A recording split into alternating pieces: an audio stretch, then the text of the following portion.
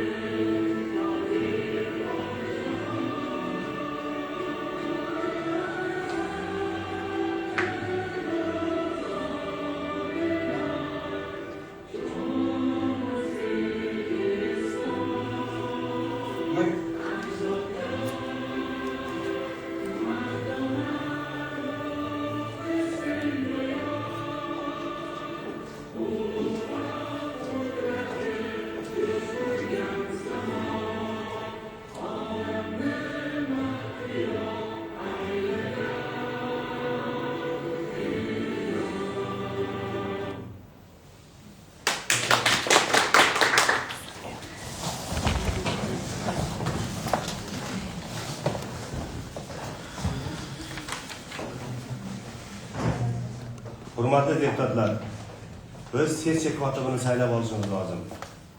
3-G'allaquduq saylov okrugi deputati Nishonova Madhiya Karimjonovnani sessiya kotibi etib saylash taklifi kiritilmoqda. Yana boshqa takliflar bormi? Yo'q bo'lsa, taklif qilingan nomzodni o'z joyiga egallab, ushbu nomzodga qo'l ko'tarib ovoz berishingizni so'rayman. Rozilar? Qarshilar? Yo'q. Betaraflar? Yo'q. Taklif bir ovozdan ma'qullandi. Deputat Nishonova Madhiya Karimjonovna sessiya kotibi etib saylandi. Sessiya kotibidan o'z ishingizni boshlashingizni so'raymiz. Hurmatli deputatlar, bugungi 7-chaqiriq xalq deputatlari Ohangaron tumani kengashining 28-sessiyasi kun tartibini tasdiqlab olishimiz kerak. Sessiya kun tartibiga 5 ta masala kiritilmoqda. Birinchi, Ohangaron tumanidagi ehtiyojmand oilalarga tuman hokimligi huzuridagi infratuzilma va ijtimoiy barqarorlik jamg'armasidan mablag'lar ajratish to'g'risida. Ikkinchi masala, Ohangaron tumanidagi ehtiyojmand Ohangaron tumani darajasida yoshlar o'rtasida o'tkaziladigan tadbirlarni amalga oshirish uchun yoshlar daftari jamg'armasidan mablag'lar ajratish to'g'risida.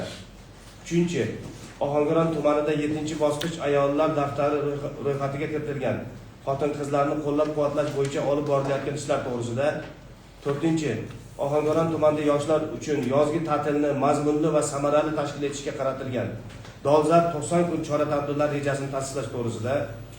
Va 5-chi, Ohangaron tumani byudjetining qo'shimcha manbalari hisobidan mablag'larni yo'naltirish to'g'risida.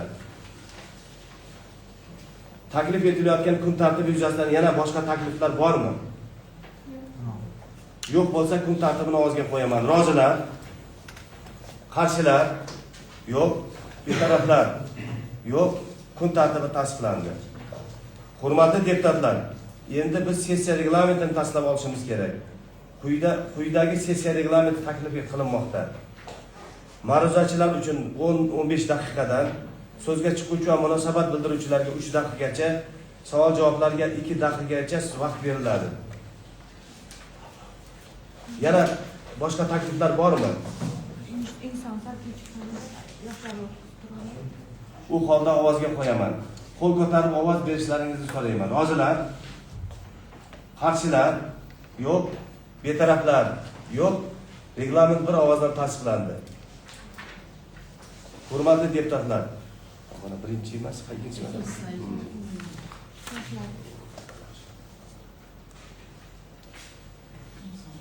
Hurmatli deputatlar, kun tartibidagi birinchi masalani ko'rishga o'tamiz. Ohangaron tuman darajasida yoshlar o'rtasida o'tkaziladigan tadbirlarni amalga oshirish uchun yoshlar daftari jamg'armasidan mablag' ajratish to'g'risidagi hisobot tuman kengashining mahalliy byudjet, tadbirkorlikni rivojlantirish va iqtisodiy masalalar bo'yicha komissiyamizda ham ko'rib chiqildi. So'z Ohangaron tuman yoshlar ishlari bo'limi boshlig'i Merganov Abror Uchqunovichga beriladi. Marhamat.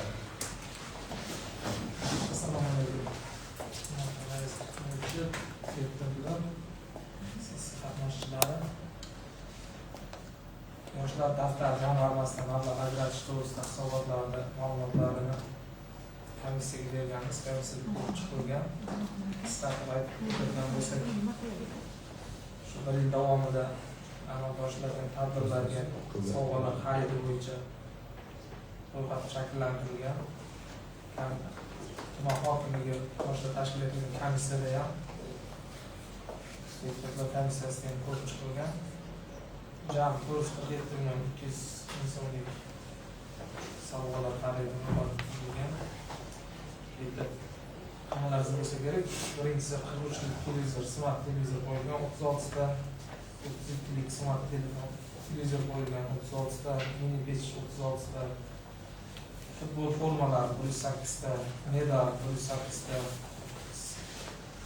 kubok g'oliblar bir komplet 3 ta kubok qo'yilgan. Nominatsiya g'oliblari va final ishtirokida hakamlarga sovg'alar 14 ta termos qo'yilgan, 100 ta bakal, 100 ta kitoblar, общий 2000 ta kitob qo'yilgan, 30 mingdan 60 millionga termokod 100 mingdan, shaxmat doskasi 100 ta, shaxmat doskasi 50 ta 200 mingdan, tefal choynak 100 ta 200 mingdan, ramka 300 ta 20 mingdan, futbolka 100 ta 150 mingdan, bosh kiyim kepka 100 ta 80 mingdan qo'yilgan. Jami narxi qiymati 447 million 200 ming. Qisqa shu. Abror Uchqunovich, sizga rahmat. Bu doimiy komissiyalarimizda Ohangaron tuman darajasida yoshlar o'rtasida o'tkaziladigan tadbirlarni amalga oshirish uchun yoshlar daftari jamg'armasidan mablag' ajratish to'g'risidagi barcha hujjatlaringiz, topshirilgan hisobotlar hamda uni tasdiqlovchi mana bu ayollar daftaridan olingan ko'chirmalar komissiyamizda ko'rib chiqilgan va bu yerda olib borilgan o'rganishlar, muhokama jarayonlarida bildirilgan tavsiya va tayinlangan qarorlarda biz o'zimizni qaror loyihalarimizni tayyorlab deputatlarimizga topshirganmiz. Har bir deputat oldida mana qarorning nusxalari, o'shani loyihalari turibdi. Albatta buni deputatlarimiz bir necha bor ko'rib chiqishdi, o'rganib chiqishdi. Shu bo'yicha Abror Uchqunovichga kimda qanaqa e'tiroz, savol bor, takliflar bor yana. Chunki buni doimiy komissiyamizda ko'rganimizda barcha deputat qatnasha olmadi, faqat komissiya ko'rib chiqqan. Lekin har bir deputat haqliki hududlarda yurgan paytlarida albatta ayollar daftari bilan tanishadi, xalq bilan, saylovchilar bilan uchrashadi. Ba'zi bir takliflar paydo bo'lgan bo'lishi mumkin, yuzaga kelgan bo'lishi mumkin. Shu nuqtai nazardan Abror Uchqunovichga qanaqadir takliflar bormi? Savollar bormi? O'tgan safar o'sha komissiyada, doimiy komissiyada ko'rib chiqqanmiz. Bunaqasi yo'q. Ham qarshiligimiz yo'q. Men misol uchun doimiy komissiyada ko'rib chiqqanman. Bo'lmasa Abror Uchqunovich hozir mana bu masala ham o'zi dolzarb edi. O'zingiz bilasiz, mana joylarga borganimizda biz Yangi hayotga birga bordik. Keyin Eybelekka birga bordik. Mana ko'p tumanlarga birga borganimizda yoshlarning ko'zi yonib turibdiki, biz ularga yo'nalish berishimiz kerak. Va ba'zi bir masalalarni yechib berishimiz kerak joylar. Tuman hokimimiz shu yerda yoshlar bilan payshanba kuni o'tkazayotgan muloqotlarda biz birga o'sha zalda ishtirok etdik. Biz shunga amin bo'ldikki, yoshlarimizda xohish bor. Bizni davlatimiz rahbariga ishonyapti. Lekin bularga mana siz o'zingiz ham o'sha yerda yo'nalishlar berdingiz, juda katta lugota va preferensiyalar gapirib berdingiz. Chunki yoshlarimiz buni bilmaydi-da. Borganingizda bitta masalani qo'yadi, tadbirkorlik qilaman, yo bir qanaqadir yo'nalish ochmoqchiman, yo bir qanaqadir yangilik qilmoqchiman deb takliflarni kirityapti-da. Lekin siz shu yerda turgan mutasaddi rahbarlar yo'nalish berdi, to'g'rimi? hozirgi bizni qarorimizni orqasida mana o'zingiz ham qaror nimangizda shu dokladingizda aytib o'tdingizki, juda ko'p anjomlar olinyapti hozir. Shular hamma joylarga bir xil barobar berilyaptimi? Nima bo'ladi? Bu nimadan kelib chiqyapti shu talablar? Bu talablar misol uchun Men savolimda kengash raisiga misol uchun o'tgan shu vaqtda olib qo'yganimizda bir yil davomida musobaqalar tashkil etamiz. O'sha musobaqa tadbirlar tashkil etamiz. Tadbirlar bu endi asosan tadbirlarda g'olib chiqqanlar bo'ladi. G'oliblar ko'proq. Bu hammaga birday degan narsa hamma anaqaga misol uchun tuman bosqichidagilarga beramiz, mahalla bosqichidagilarga beramiz. Asosan g'oliblar bo'ladi. O'zingizda qanaqa deputatlarimizga nima takliflar bor? Mana siz mana yoshlar o'tgan safar aytdik-da, misol uchun takliflar bor. Endi bu yerda ko'proq tadbirkorlar ham bor-ku. Tadbir misol uchun yoshlar yo'nalishida misol uchun imtiyozli kreditlarimiz bor. Keyin o'sha mana o'quv kurslari ochaman, xususiy ta'lim xususiy repetitorlik bo'yicha yo'nalish ochaman deganlarga ham misol uchun imtiyozli ssudalarimiz bor. Misol kecha ochilishini tashlab berdi. Mana chet sudi deputati kecha o'sha yerda oldik. O'sha imtiyozli sud olib berdikda o'sha yerda mahalla binosida o'quv kursini tashkil qildi. O'sha deputat mahalla yetakchi hisoblanadi. Shuni hisobiga o'sha imtiyozlarimiz hammasini biz tartishga tashlab beramiz, gruppaga tashlab beramiz. Imtiyozlar 61 soni, 62, 63 soni qarorlar bor. Oliy ta'lim bitiruvchilarga imtiyozli kredit bor. Keyin o'z yoshlar uchun ham umumiy 16%, 18% kreditlar bor. Bizga kelsa taklifini bersa, Milliy bank, Aloqa bankdan biz ularni chaqiramiz, ko'ramiz, takliflari bo'lsa, ularni hal qilishimiz mumkin. Ya'ni 152 sonli qarorga asosan yer ajratish to'g'risida imtiyozli yer ajratish to'g'risida qaror bor. Qarorga asosan ham shu yosh yer olib qishloq xo'jaligi faoliyatida shug'ullanaman degan yoshlarga shu imtiyozdan foydalanib bera olish imkoniyati bor. Bu hammasini bitta shablon qilib bor, tashlab beramiz, gruppaga tarqatsak yaxshi bo'ladi. Abror Usmonovich, esingizda bo'lsa, biz Yangiqal'ga borganimizda shu yerda 3 ta yoshlarimiz savol berishdiki, biz lalimi yerlarni olgan edik. Sug'orilmaydigan yerlar, shunga suv chiqarib berishlarini so'raymiz deb, to'g'rimi? Keyin ma'lum bo'lyaptiki, bizni davlatimiz chiqarayotgan ko'p qarorlardan xabardor emas. Shuni deputatlarimiz va joylarga borganda yoshlar ham kelishadi, masalan, qabuliga, deputat qabuliga.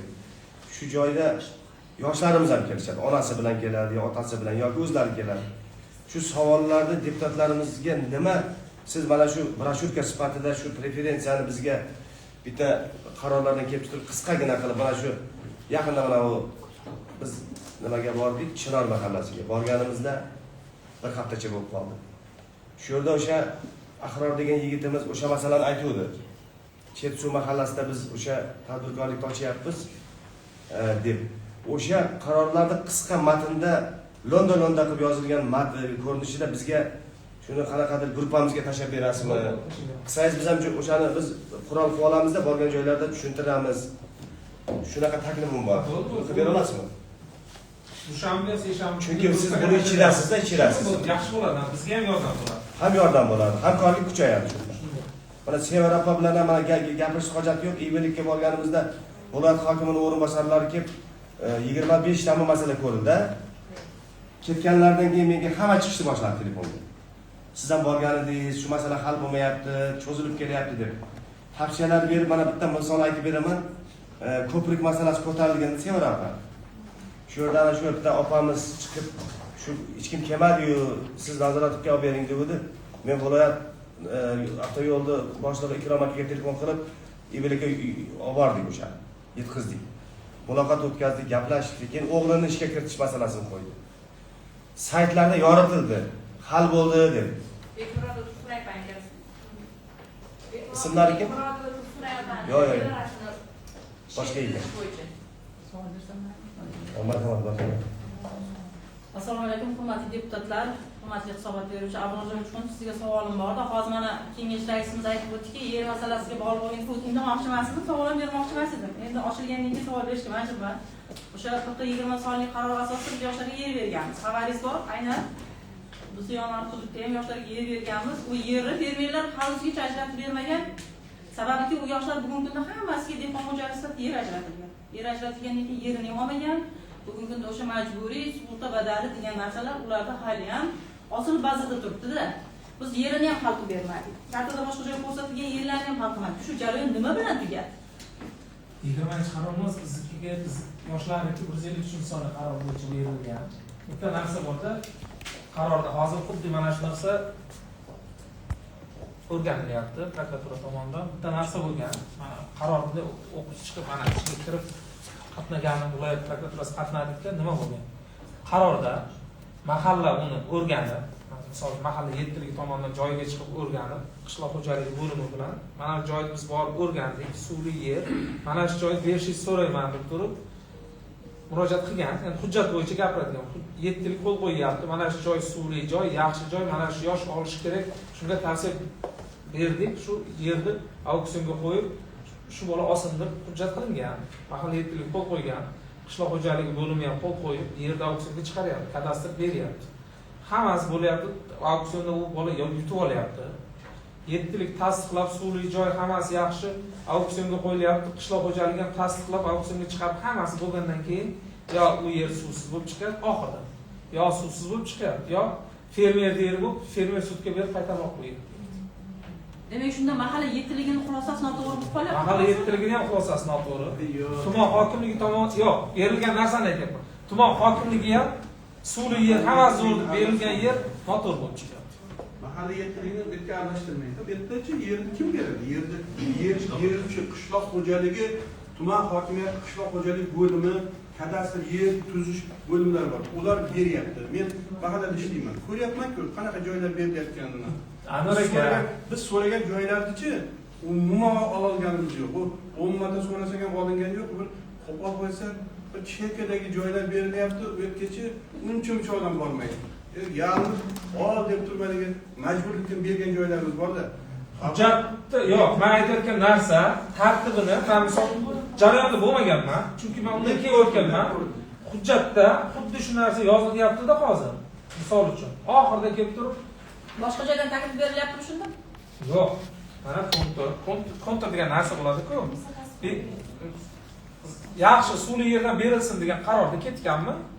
Tuman zaxirasida hech kim olmayotgan, tuman zaxirasida yotgan yerda taklifini berganda o'sha joyga chiqdi. O'sha joylar hamchi, Abram. Endi siz ham u paytda ishlamaysiz, aybingizdan yo'qdir. Mana qarang. Yuqorida ham shunaqa bo'lganda odamlar yerni olib qo'ygan, fermer hammasi fermer bo'lib, dehqonchilik xo'jaligi bo'lgan. Keyin qarasa, u fermer buni topshirmagan, u chiqadi, fermer yerni qaytarib qo'ygan. Shunday. To'g'rimi? Bu jarayon ilg'or Susandagi yerniki bunday bo'lgan.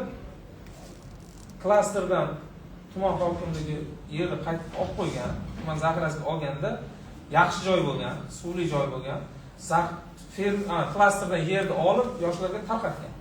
Yoshlarga tarqatib, yoshlar yerni olib hamma hujjat bo'lgandan keyin klaster hokimiyat sudga beryapti-da, zaxiraga olish to'g'risida qaror bekor qilib, yerni qaytarib o'ziga yutib oldi.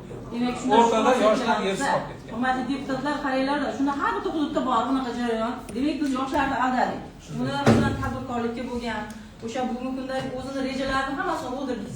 Qo'pol qilib aytganda, juda ham katta zarar ko'rdi. Hozir qaror chiqqancha bilasizmi? Qancha bu yoqda to'lovlari bor, soliqlari bor. Ularga to'g'ri tushuncha bermadik. Men endi ko'pchilik keladi, hammasi bilan bog'lanish imkoniyati yo'q.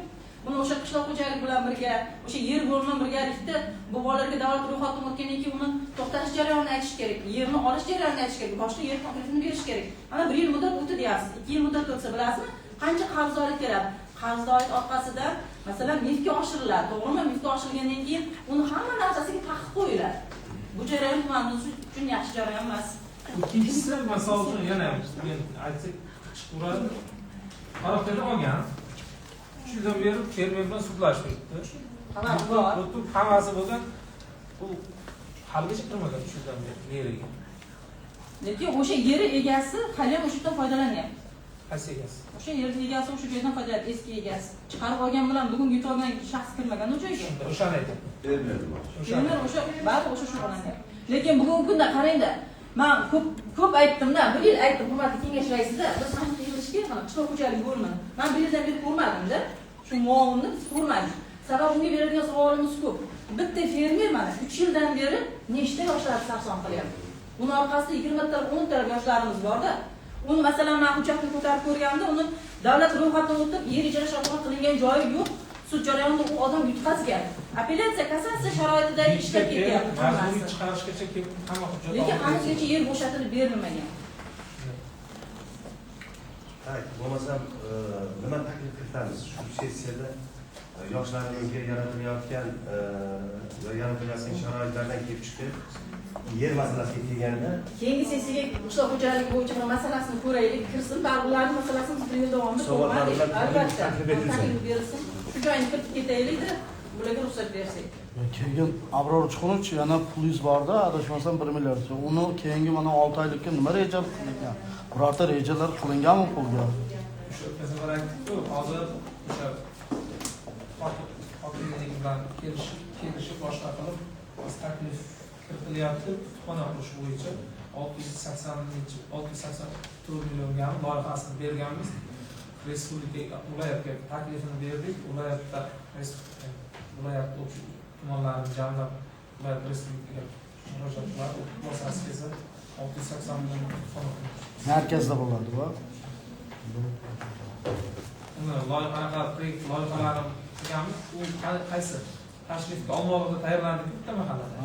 O'sha namunali kutubxona. Ichida hamma narsa shaxmatxonasi, hamma narsasi o'sha katta kompleks ichida yengil tipda bo'ladi. 680 o'shani quramiz. rahmat sizga.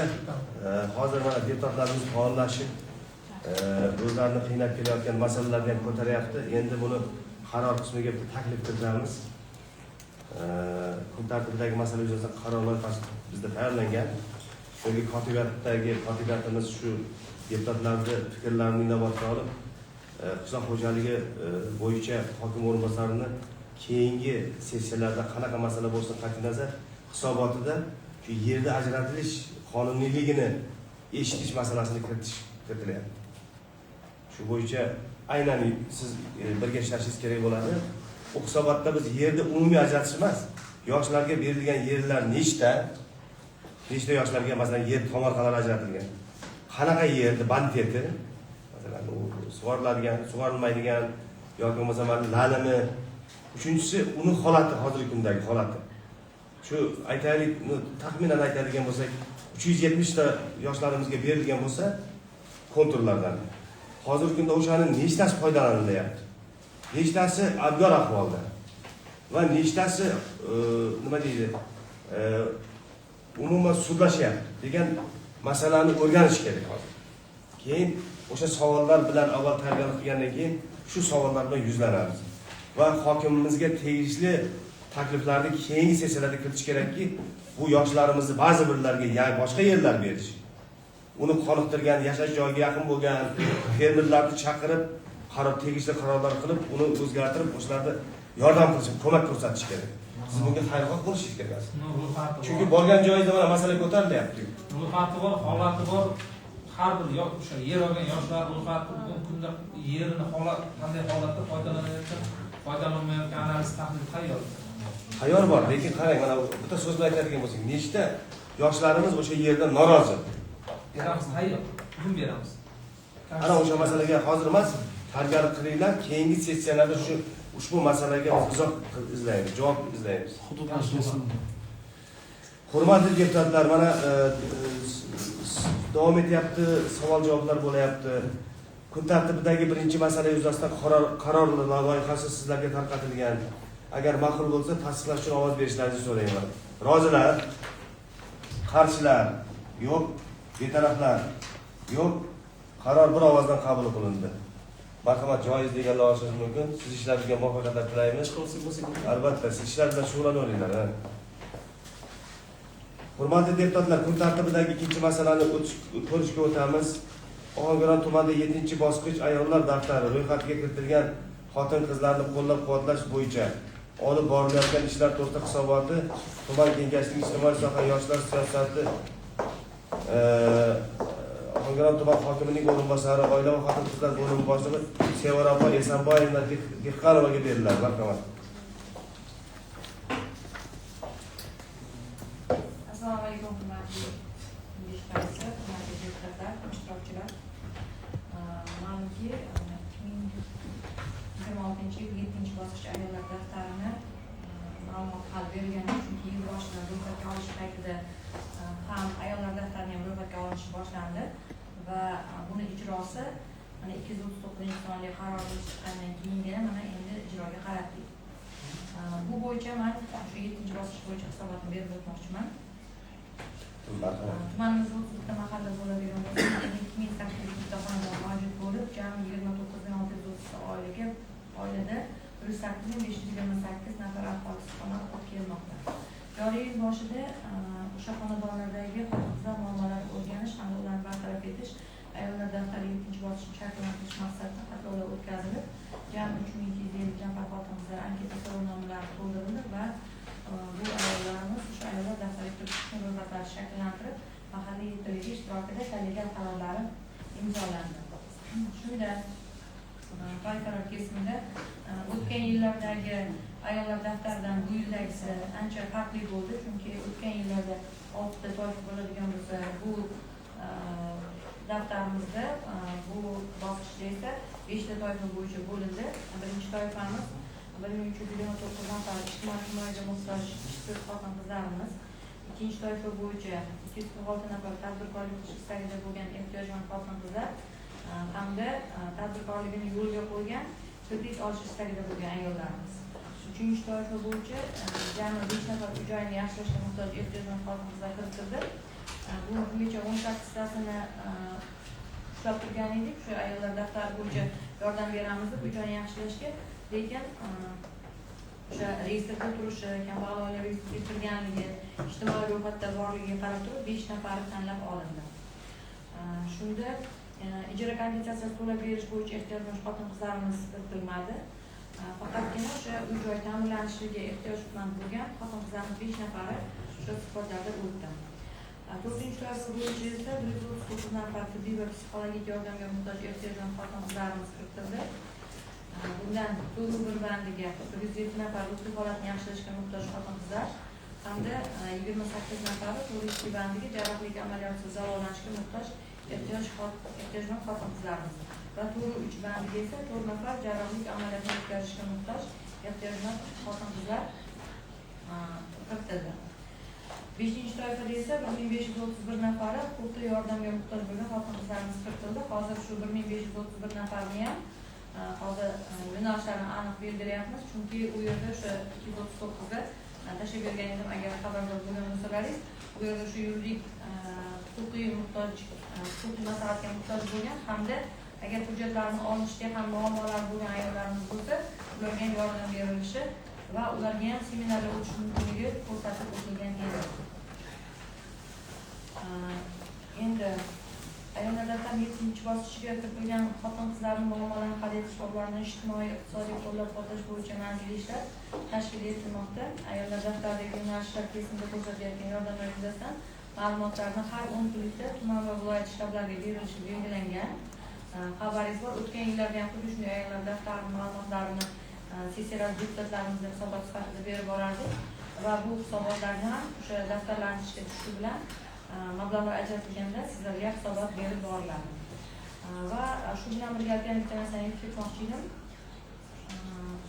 O'zbekiston Respublikasi Prezidentining 2025-yil 14-martdagi oila va xotin-qizlarni qo'llab-quvvatlash tizimini yana takomillashtirish chora-tadbirlari to'g'risidagi 103-sonli qarorga asosan har yili ayollar daftari ro'yxatiga kiritilgan ehtiyojmand xotin-qizlarning 50,000 nafarini Toshkent viloyatidagi dam olish maskanlariga yuborib, ularga psixologik yordamlar va tadbirkorlik ko'nikmalarini shakllantirish bo'yicha material seminarlar tashkil etilishi belgilangan. Xabarlaringiz bor. Bu bo'yicha ham biz tumanimizda ham shu ishlar amalga oshirilyapti va 150 nafar ayollarimiz o'sha belgilangan reja bo'yicha O'zbekiston tumanidagi o'sha Hindiston mehmonxonasiga olib borilmoqda.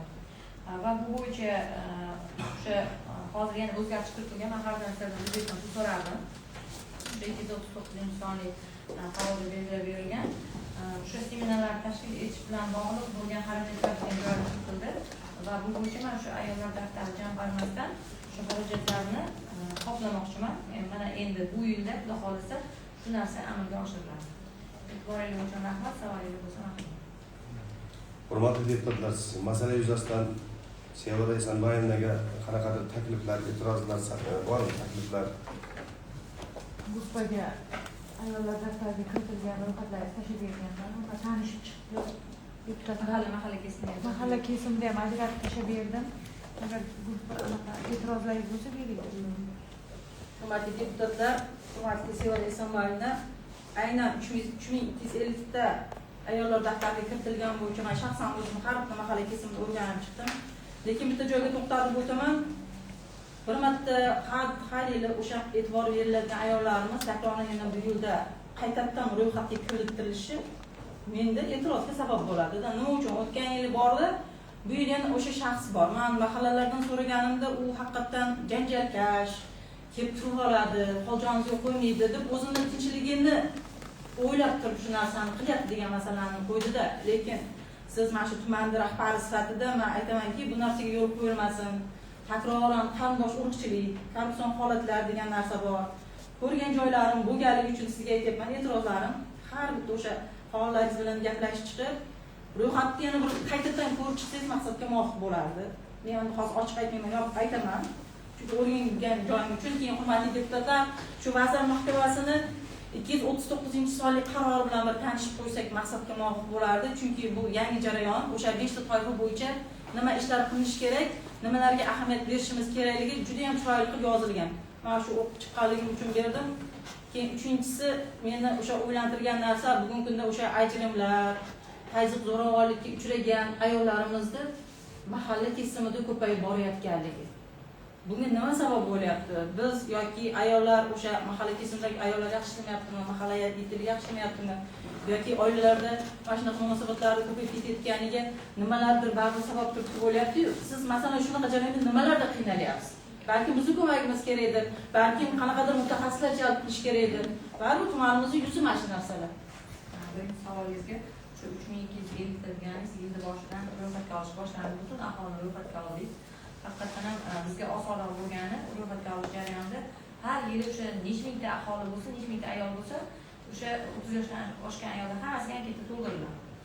Bu yil bizga yaqinroq bo'lgani ham erkinroq nima deydi yordam bo'lganligi to'liq ro'yxatga olingan. O'shaning ichidan 3250 ta tanlab olingan.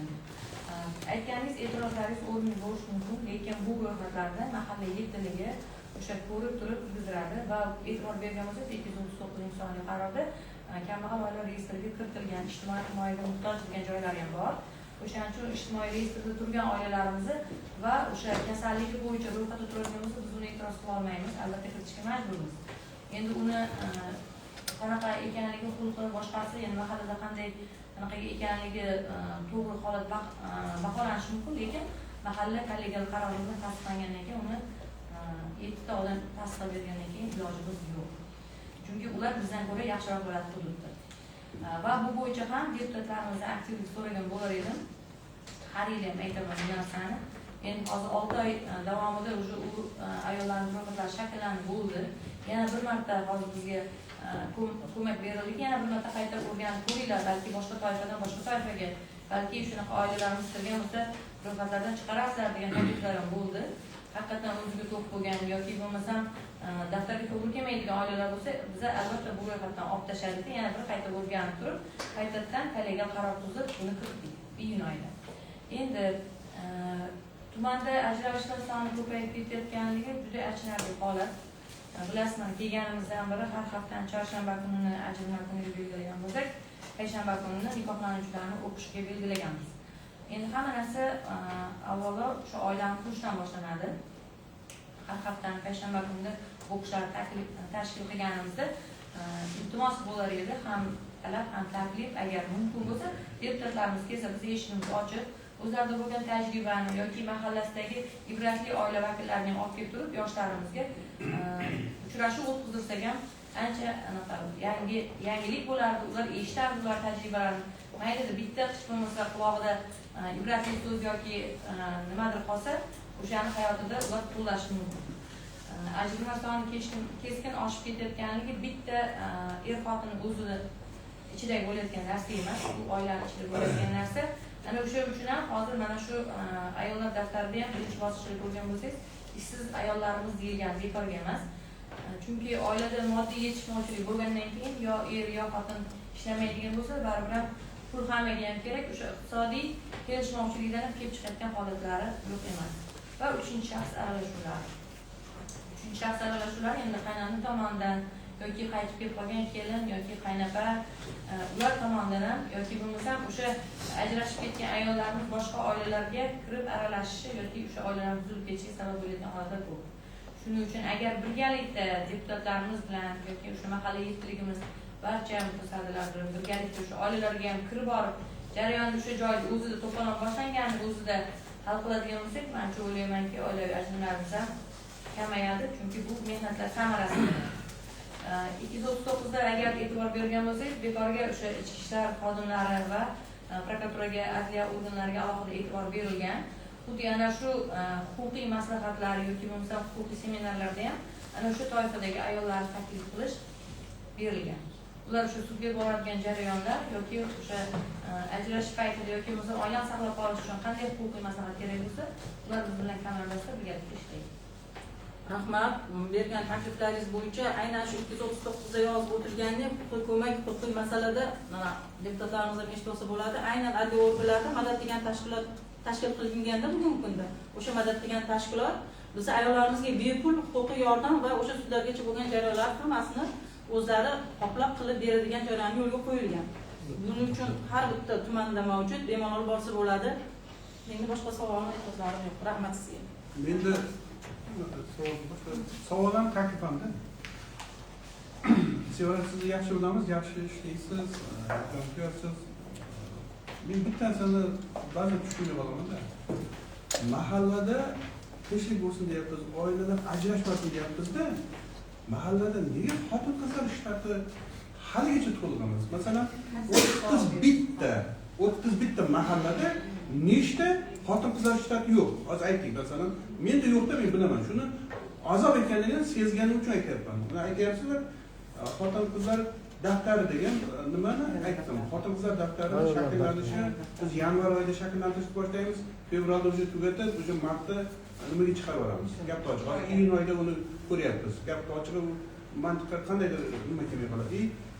Masalan, bizlarda misolimizni aytadigan bo'lsam, 106 ta bizga keladi navbatga. 106 ta odam topolmaydi, jinni bo'lamiz. Shuni hisobiga o'tgan yillarda qo'shishga majbur bo'lamiz-da. Oddiy narsa.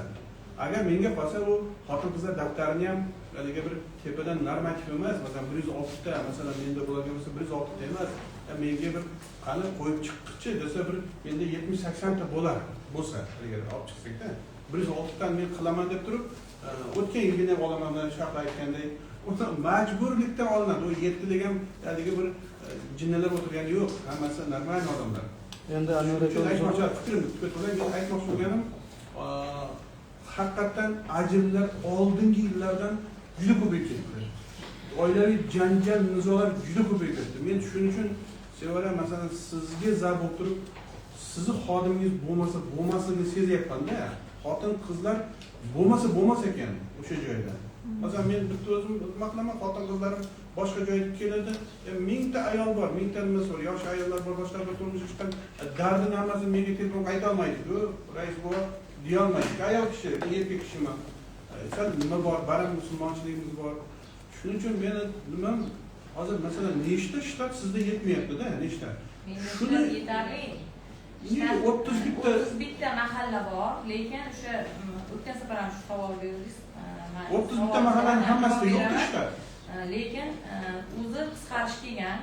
Nimani hisobiga inson ijtimoiy xizmat ochilgandan keyin bizning xodimlarimiz qisqargandan keyin bizning xodimlarimiz ishsiz qolmasligi uchun inson ijtimoiy xizmatga xodim qilib o'tkazgan. Mana bu chiroyda o'sha xodimlarimiz o'tiribdi. Masalan, o'zingiz ham xotin faolingiz, marhaban ijtimoiy xizmatda xizmat ko'rsatyapti.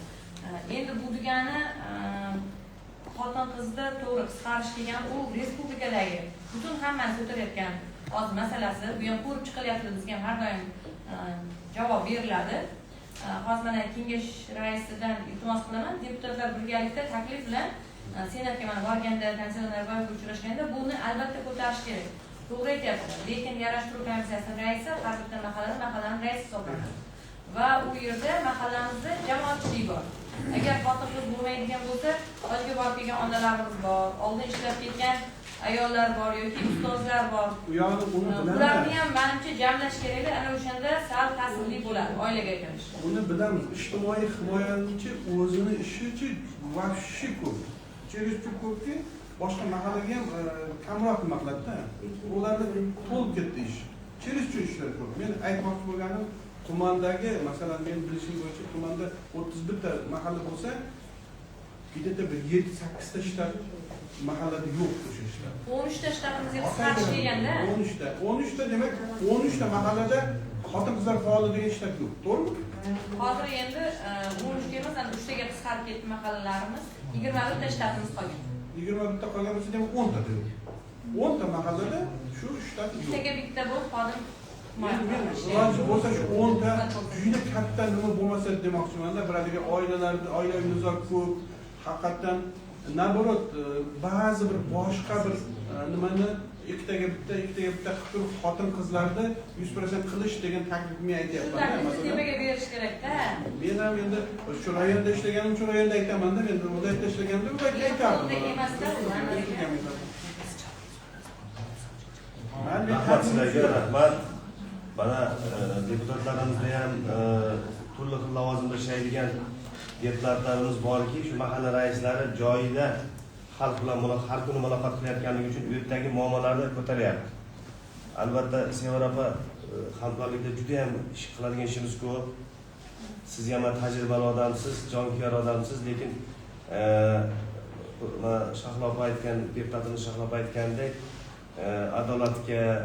adolat mezonlariga amal qilib o'sha joylarda ham odamlar norizo qilmaydigan holatda shu daftarlarga qarab berilish maqsad qilmoq bo'ladi deb ko'p takliflar kiritilyapti-yu, lekin buni ijrosi keyingi eshitishlarimizda qanday bo'ladi degan savollar ham turadi bizda. Bu bizni hech qachon qo'yib yubormaydi bu masala. Shuning uchun iltimos qilamiz, men kengash raisi sifatida iltimos qilaman. Olib borayotgan siz vaziyatni siz bizdan ko'ra yaxshi bilasiz.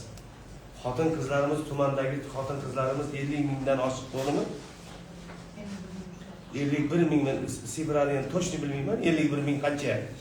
Shu ayollarimizni har birining dardi bor. Eng asosiysi o'sha temir daftarga, ayollar daftariga kiritilganlarning ichida borsangiz doston qiladi o'zini masalalarini, muammoli masalalarini, turli xil ro'zg'ordagi masalalar, turmushdagi masalalar ko'taradi. Shuning uchun dolzarb masalalarni biz albatta yana o'ylashimiz kerakki, qanday qilib biz yana nima qilsak bo'ladiki, ajrimlar kamayish kerak. Qolaversa ularni mana shu ish bilan ta'minlash masalalari, jinoyatchilik, huquqbuzarliklarni oldini olish masalalari turadi. Shularga nima takliflar bergan bo'lardi? Shuni bizga nima yordam kerak bizdan deputatlarimizdan? Nima qilsakki shu ko'rsatkichlarimiz tumanda respublika darajasidan yomon hududlar sarasidan emas, yaxshi hududlar sarasiga o'tadi. Masalan, mana birinchi toifani aytyapman, ijtimoiy himoyaga muhtoj xotin-qizlar. Bu masalan oldin toifalar takomillashtirish ortidan 5 taga kamaytirildi, hamda ko'rsatilgan xizmatlar soni 23 tadan 46 taga oshirildi-da hozir. Ana shu 46 ta xizmatni bemalol shu ayollarimizni qo'llashimiz mumkin. Lekin masalan oddiy bitta birinchi toifani aytadigan bo'lsam, xotin-qizlar bandligini ta'minlash birinchi masala bo'lib turadigan bo'lsa, vaucher tizimi va buyurtma asosida kasb-hunarga ega bo'lmagan ishsiz xotin-qizlarimiz kasb-hunarga xorijiy til va tadbirkorlikni o'qitish mumkin-da. Biz bu o'quvlarni tashkil qilamiz. Bizlar o'sha bank moliya akademiyasidan keladi, yoki savdo sanoat palatasi bor, yoki banklarimiz o'zlari o'qishlar tashkil qiladi, yoki oddiy bandlik tomonidan, o'zimiz tuman bandlik tomonidan o'qishlar tashkil qilinadi. Va bu o'qishlarda o'sha daftarga kiritilgan ayollarimizni chaqiruv, qamrovini ko'paytirib berishda deputatlarimiz yordam kerak bo'ladi. Oldin pulli toifalarimiz bor edi, pul berardik. 3-toifaga, 4-chi, 6-chi toifaga pul berar edik. Hozir mana bu yildan o'sha pul berish amaliyoti, moddiy yordam berish amaliyoti yo'qda, to'xtatildi. Endi hozir ayollarimiz oldin daftarga kirishga moddiy yordam uchun kirayotgan bo'lsa, endi hozir mana o'quvlar ko'paytiryapti, o'quvlarga kelyapti. Ishsiz lekin o'quvga kelish xohlamaydigan ayollarimiz. Qachonki biz ularni o'quvlarga jalb qilib, qo'liga nimadir kasb berib, uyiga daromad olib keladigan o'sha hunarga o'rgatib turib, band qiladigan bo'lsak, ana o'shanda qo'lda puli bo'lgandan keyin, oilaga daromad kirgandan keyin mustahkamlik o'zidan o'zi bo'ladi. Yevropa hozir ayollar daftariga kiritilgan ayollarimiz soni nechta? 3250 ta. 3250 ta. Shu son tendensiyasi oshib boryaptimi, kamayib boryaptimi? Yo'q, 2 yildan beri shu haqda turibdi. Chunki har yili e'tibor bergan bo'lsangiz, o'sha mana shu kasaba uyushmasi raisi bilan ziyoratga kelishgan holda prezident o'sha ma'lumot berganda, har yili 1 millionta ayolni o'sha ayollar daftariga kirgizdirib, ularga o'sha pul berish belgilanadi. Va u viloyatlar bo'yicha viloyatlar kesimida bo'lib beriladi. O'shanda xuddi biz Toshkent viloyatiga xuddi shunday bo'lib beriladi va biz ayollar sonidan kelib chiqib turib o'sha foizini olinadi. O'sha foizi bo'yicha 3250 ta hali ham bizda turibdi. Lekin Endi ham savol bor edi. Nazim opa. Ham shu ro'yxatlarni ko'rdim. 30ta mahalla bo'yicha. 30ta mahalla bo'yicha ro'yxatlar ko'rdim. Boya opani hamkasbim gapiga qo'shilaman. Bir xil shubhalar bor. Masalan, o'zim yashab turgan xarakter ishlavimda, uyda men ham ba'zi shubhalar bor edi, sharoitlar bo'yicha. Keyin o'sha 3200 ta ayollaringiz o'rganib chiqqanda, yoshiga nisbatan oladigan bo'lsak, 80% ishlaydigan yoshlarda. Hozirgi kunda mana Ohangaron tumani qishloq tutmoqida sanoat zonalarida misol hazil zavodlar ishga tushmagan. Kecha yaqindan so'zim prezident tashrifida ham 3 ta zavod ochildi. Mana kecha o'tgan hafta seshanba kuni Inko ochildi. Bilmayman, bularda qanday misol shu ayollar daftar turgan, nima yosh ishlaydigan yoshdagi ayollarni ishga olish, qanaqa olib zavodga bir naqa tashkil qilish kerakmi, tadbir tashkil qilish kerakmi, tanishtirish kerakmi? Misol uchun men nima uchun bunday aytyapman? Hozirgi kunda mendagi xodim opalarim ko'pchiligi zavodlarga ketib qo'yapti, sabab tortoyadi. Misol uchun Inkoda borib ishladikmi, 10 tasini aytyapti, 4 mingga, 4 million 5 million olib beraman dedi. Menda esa 3,5 million. Ular 4 million 5 million olib beraman dedi. Buni qanaqadir nima deydi, 29 ta avtobusga solib, zavodlarni tanishtirish kerakmi, ishlash ishtiyoqini oshirish uchun. Shunga qanaqadir nima deydi, taklif berasizmi yoki mana Sardor aka bilan investitsiya bo'yicha zam hokim bilan o'sha zavodlarga olib borish kerak. Unda u yerda juda misol uchun texnika, farrosh, obodonlash, ko'kalamzorlash ishlari misol uchun maydonlari katta-da. Qaydaga misol uchun premiumni kechaganda borganimda, mana bo'lsa kerak o'sha yerda yurganimga boshqa tumanlardan kelib ishlaydi-da ayollar. Ko'chada ishlaydi. Bu qanaqadir qiziqtirish kerak demoqchiman-da, nima deydi? Ekskursiya tashkil qilib mana shu zavodlarga hamkorlik bilan. to'g'ri taklif. Biz buni ham o'ylab ko'rganmiz. Mana Dilshod aka boshchilardi. Tuman birinchi hisob bo'yicha o'rinbosari bu taklifi bilan har oyda 2 martalab ham mehnat yarmarkalarini tashkil qildikda, o'sha ayollarni pul sarf qilib yoki avtobus qilib olib bormaylikda, o'sha tashkilotlarga olib kelib qo'ydik. Mana bugun mana juma kuni xuddi shu yarmarka tashkil qilindi. Hattoki viloyat bo'yicha boshqa korxonalarga ham olib kelganmiz. Lekin aholini jalb qilish bo'yicha o'sha deputatlarimiz ham, o'sha mahalliy yetkazuvchilar ham qandaydir e'lonlarni beribmi yoki o'sha saylovchilarga murojaat qilibmi, agar o'sha ishni xohlaydigan ayollarimiz yoki ishsiz bo'lgan aholimiz jamlab bersa, maqsadga muvofiq bo'ladi. Rahmat. Deputatlarimizga rahmat. Mana faol qatnashishyapti. Endi kun tartibidagi masala yuzasidan bizda har bir deputatimizning oldilariga qaror loyihalari tarqatilgan. Agar ma'qul bo'lsa, tasdiqlash bo'yicha ovoz berishlarini so'rayman. Rozilar? Qarshilar? Yo'q. Betaraflar? Yo'q. Qaror bir ovozdan qabul qilindi. Sevara ishlaringizga muvaffaqiyat tilaymiz. Lekin siz bilan hali joylarda, mahallalarda hal ko'rishamiz. Siz bizga takliflar kiriting. Bizlar nimadan ko'mak berishimiz kerak, ya birgalashib nima ish qilish kerak?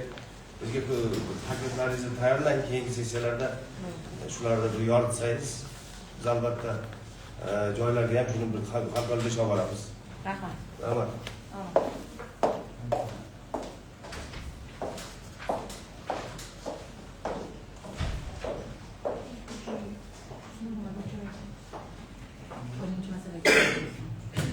Hurmatli deputatlar, kun tartibidagi 3-masalani ko'rishga o'tamiz. Ohangaron tumanida ehtiyojmand oilalarga tuman hokimligi huzuridagi infratuzilma ijtimoiy barqarorlik jamg'armasidan mablag' ajratish to'g'risida O'zbekiston Respublikasi Prezidentining 2026-yil 21-maydagi 196 sonli qarori asosida Ohangaron tumanida ehtiyojmand oilalarga tuman hokimligi huzuridagi infratuzilma ijtimoiy barqarorlik jamg'armasidan mablag' ajratish to'g'risidagi hisoboti bizni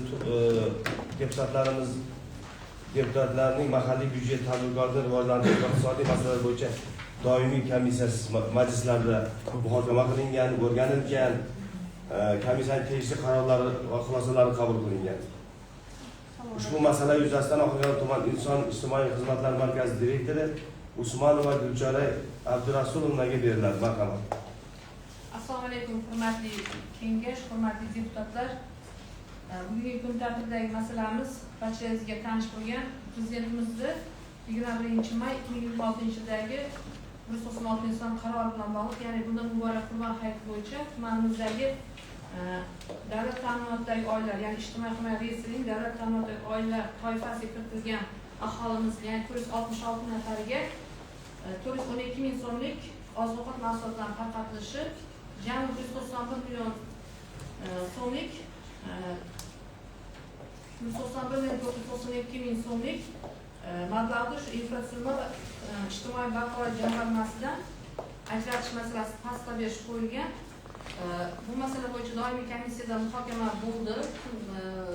Qaysi hududdan nechta oila, qaysi mahallada ekan barchasiga tashlab berildi. Ya'ni bizda ushbu oziq-ovqat mahsulotlariga nimalar kirilishi, ya'ni 10 ta mahsulot tarqatildi. Bunda kungaboqar yog'i 2 litrdan, bug'doy unimiz 5 kilogramdan, go'shtimiz 1 kilo, makaronimiz 1,5 kilo, grechka 1 kilodan, guruch 2 kilo, shakar 1 kilo, pirelovka yormalari 1 kilogram, bo'lingan no'xat 1 kilogram va mosh 1 kilogram, ya'ni 10 turdagi mahsulotlar o'sha kam ta'minlangan oilalarga tarqatildi.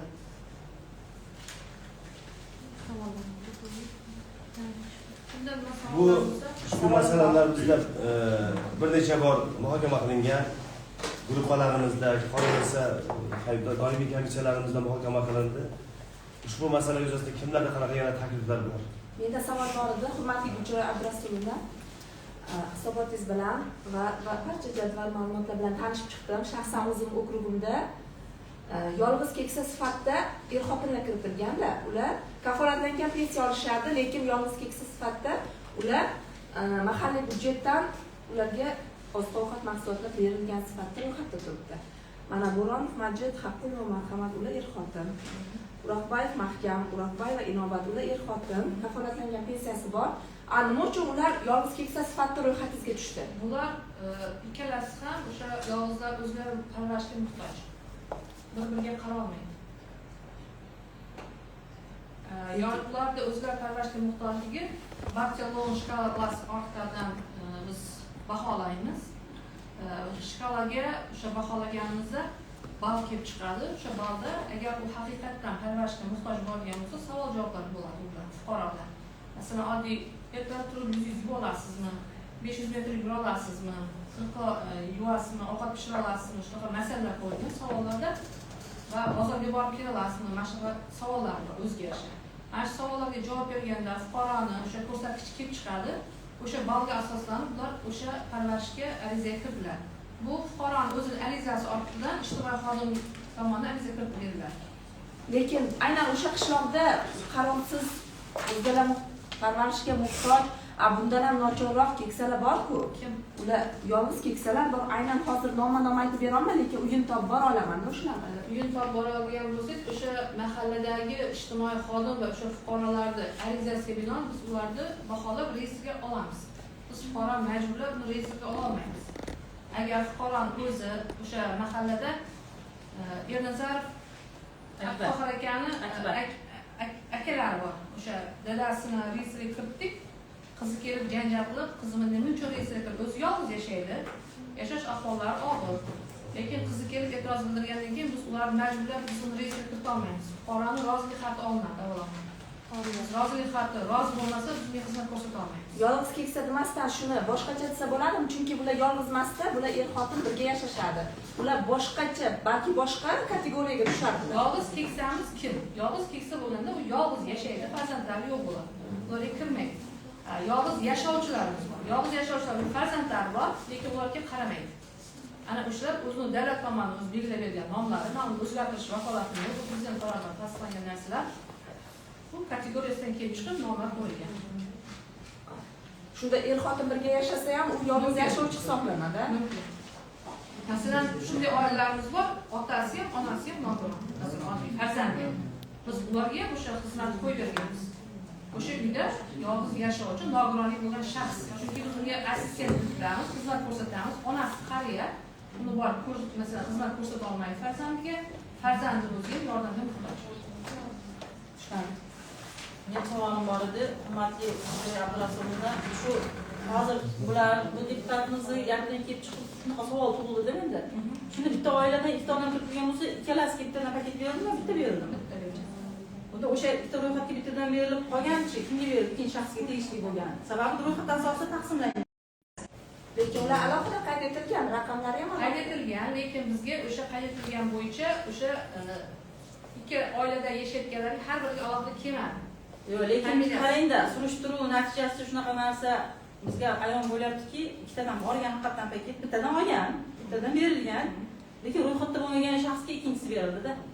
Kim ro'yxatda? Endi o'sha mahalladan so'raysiz bu jarayonni, unga bermadi, boshqa haqiqatan muhtoj deb topganimizga berdik dedi. Men buni e'tirozim sizga emas, to'g'ri. Tumanimiz katta. Har bittasini bitta nazorat qilish sizga oson narsa emas-da. Sababi buni orqasida ishlayotgan aynan ijtimoiy xodimning masalasi bu. Ko'ringanicha men sizga aytyapman. Keyin bu o'sha tarqatilgan oziq-ovqat mahsulotlarini o'sha jarayoni bo'yicha komissiya tuzilgan-da, shuni haqqoniyligi to'g'risida, chunki sizlar uni fatto hisobotlarni hammasini yig'ib tarqatilgan bo'yicha komissiya bormi yoki faqat o'zlaringiz jamlaysizlar? Yo'q, unaqa bo'lmadi. Masalan, bizga oziq-ovqatlar vaqf fond tomonidan keladi, oldinlari. Prezident qarori Qurbon hayitidan 2 kun, 3 kun oldin chiqqanligi sababli biz viloyat bozoridan o'sha mahsulotlarimizni olib kelib turdik. Mana mahalla raislari bilan hamkorlikda ishladi. Bir kun ichida kuni soat 1 gacha mahsulotlarni hammasini o'sha kilolik qopda unlar berildi. Biz ularni 5 kilodan bo'lib chiqdik. Shu yerda fuqaroga yetib borish uchun go'sht tadbirkor bilan gaplashdik. Mana go'sht tadbirkor hali pul o'tkazilmagan uchun hozir biz bilan muzokarali vaziyatda biz 55 million o'tkazib berishimiz kerak bo'lgan jarayon biz buni pul tasdiqlashimiz kechikib ketdi. Xuddi shunga o'xshab hammasini olib keldi, tadbirkor tomonidan o'zimiz bo'lib chiqdik. Kilogramlar mahalla raislari, mahalla yetkiligi ishtirok etdi. Lekin mas'ul shaxs o'sha mahalla raisligida qoldi. Yetkililikda o'zi haqqoniy tarqatilgan ularda o'zida qolgan, to'g'rimi? Albatta, raislar keldi, bosh bo'ldi, ular mashina olib ketdi. Ijtimoiy xodimlar hammasi birga, markaz xodimlari bilan birga bir kun ichida buni amalga fuqaroga yetkazish topshirig'i berildi bizga. Men qo'shimcha bersam, bir minut. Marhamat. Qatnashdim endi shu bevosita shu jarayonda qatnashdim. O'tirib gapga bo'ldi. Shu kechki paytdan boshladik, haqiqatan soat 1 bo'lib ketdi. Uni olib kelguncha qaysi mahalla fuqarolar yig'inida nechtadan davlat ta'minotiga tushgan bo'lsa, masalan men o'zimga aytadigan bo'lsam, menda 6 ta davlat ta'minotida bor ekan, shu 6 ta uchun men ham o'tirdim, kimdir 20 ta uchun o'tirdi, hamma mashina bordi. Bular haqiqatan erinmasdan Xorazmni olib kelib gap ochib undi ham, hammasini bo'lib go'sht oxirida kutdik, go'shtda mana yaxshi qildik, отдельно nima qildik, чтобы ayni boshqa qilmasin debdi. Bugun 6 tadan masalan tunda olib keldik, ertadan har biriga rasmini olib topshirdik. Chunki o'ylayman shularga kam ta'minlangan davlat ta'minotida turgan narsaga mahallada ham hech kim nima qilmaydi, hamma rasm bilan hammasini topshirib 100% men bilishim bo'yicha yopildi. Endi boshqa qanaqadir savol bo'lsa, endi o'sha 5 ta qolgan o'sha qo'shimcha tarqatilganligini urg'u berib o'tib ketdik. O'sha berilgan nima ro'yxatimizda ichida vafot etganlar bo'lib qolgan. Biz reyestrga yangi kirgan sharoit og'irlarga o'sha korrupsiyalarni olib qolmadik, boshqarmaga ham qaytarmadik. Shu oilani ko'nglini olish uchun tarqatdik. O'sha qo'shimcha berilganlar bu ro'yxatimiz shuncha kelganmiz. To'g'ri, ro'yxatda familiyalar biz shu ro'yxatga qaytarishga nima bo'lmadi, sababi go'sht уже eskirib qoladi, boshqa qilmadi. Shu muhtoj reyestrda turgan oilaga berildi. Aynan nechta odam vafot etdi? 2 ta. joyiga berdi. Shu ikkitani o'zi uyiga beraverish kerakmi? Nima yetgan bo'lsa, o'ziga naborat chal bo'lsa ham dalda-yu, ozgina bo'lsa ham-da. Ayrimlarni berdik, ayrimlar o'sha reyestrda ham bilasizlar, o'zingiz e'tirozlaringizni sabab yaxshi yashaydigan holatlari bor, boshqalari bor. O'shaning uchun ichidagi eng og'irini oldikda. Mana shuni aytyapmizda, boya Sevara opaga ham boshqa sizga ham shu savolda o'sha har bitta o'sha ro'yxat shakllantirayotganda adolatli bo'lsin deyapmizda. Nima demoqchiman, o'sha 466 tani va yana aytganda men ham o'zim ham mashina berdim, olib kelishga 466 ta o'sha tarqatilganiga men shubham yo'q, faqat endi o'sha ham ro'yxat shakllantirilayotganda adolatli bo'lsa, shuni taklifini bermoqchiman. Adolatli bo'lsin.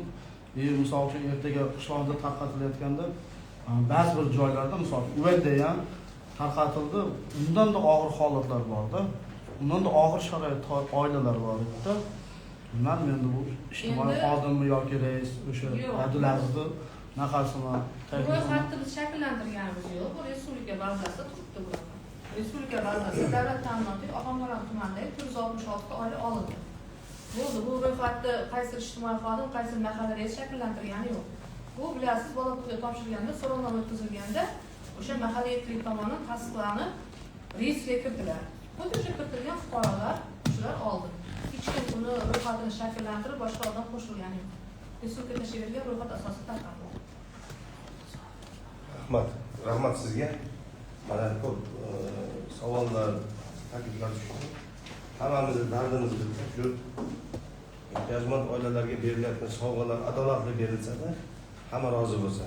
Kun tartibidagi masala yuzasidan qaror va loyihalar aziz deputatlarga tarqatilgan. Qarshi ushbu qarorlarni tasdiqlab berishlaringizni so'rayman. Rozilar? Qarshilar? Yo'q. Betaraflar? Yo'q. Qaror ovozdan qabul qilindi. Ujar opa, sizni ishlaringizga muvaffaqiyatlar tilaymiz. O'zi bu bo'lim yaqinda tuzilgan, uncha ko'p bo'lmadi, lekin juda ham hozir ko'p qirrali, og'ir, ko'p qirrali vazifalar yuklatilyapti sizlarga. Xalq ham buni hali tushunib yetgani yo'q. Ularga huquqiy bilimlarni oshirish, savollarga javob berish uchun juda ham odamlar qatnovi ko'paygan. Shuning uchun kelganlarga hammasiga yaxshi muomala qilib, vazifalarni tushundirish kerak va kelgusida albatta deputatlar ham nimadandir yordam kerak bo'lsa yordam qilamiz. Shu bilan birga deputatlarimiz ham talab qiladiki, tumanimizda keskin har bir bo'limni, har bir boshqarma, har bir xizmatlarni ishlayotgan, ko'rsatayotgan xizmatini sifatini oshirishga. Sog' bo'ling, charchamang.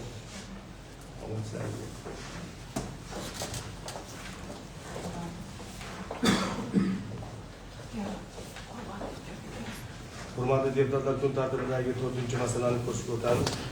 Ohangaron tumanida yoshlar uchun yozgi ta'tilni mazmunli va samarali tashkil etishga qaratilgan dolzarb 90 kun chora-tadbirlar rejasi tasdiqlash to'g'risida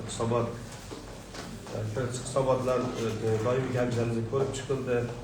Kengashning ijtimoiy soha, yoshlar siyosati va madaniyat va sport masalalari bo'yicha doimiy komissiyamiz o'z majlislarida, o'z so'rovlarida ko'plab hujjatlarni so'radi, ularni o'rganib chiqdi va komissiyaning tegishli qaror va xulosalari qabul qilindi. Azizlar, o'zlaringiz bilasiz, jondan aziz farzandlarimizni viloyatimizdagi qolaversa respublikamiz ko'plab joylarga yuborish va ularni 90 kun mobaynida sog'lomlashtirish, qolaversa ularning bilim darajalarini oshirish, so'lim joylarda ularni dam oltirish masalasi hammamiz bo'ynimizda.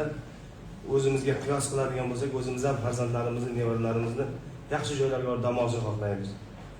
Ushbu masala yuzasidan Ohangaron tuman hokimining yoshlar siyosati, ijtimoiy rivojlantirish va ma'naviy ma'rifiy ishlar bo'yicha hokim o'rinbosari Ixtiyor Boqodirovich Qurbonov bormilar?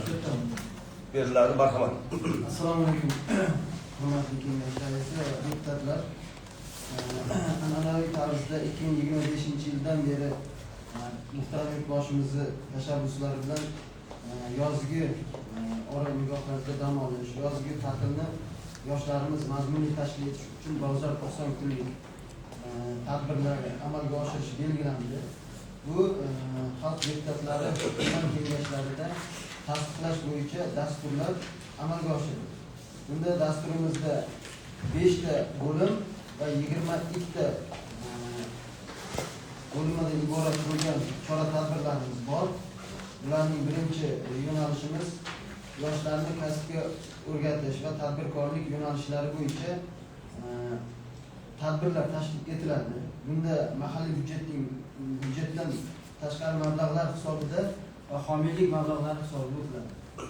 Mahalliy byudjetdan pul ajratilmaydi. Bunga mas'ullar har bir tumanda xalq ta'limi, mahalla yettiligi mas'ul bo'ladi, ularga tegishli mutasaddilar. Bunda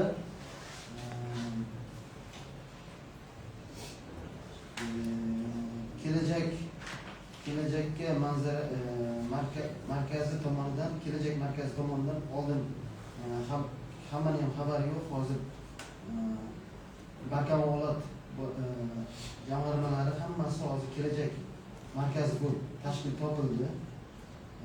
Mana shu kelajak markazlari tomonidan yozgi oromgohlar tashkil etilyapti. Biz tumanda 7 ta maktablar tashkil etilgan.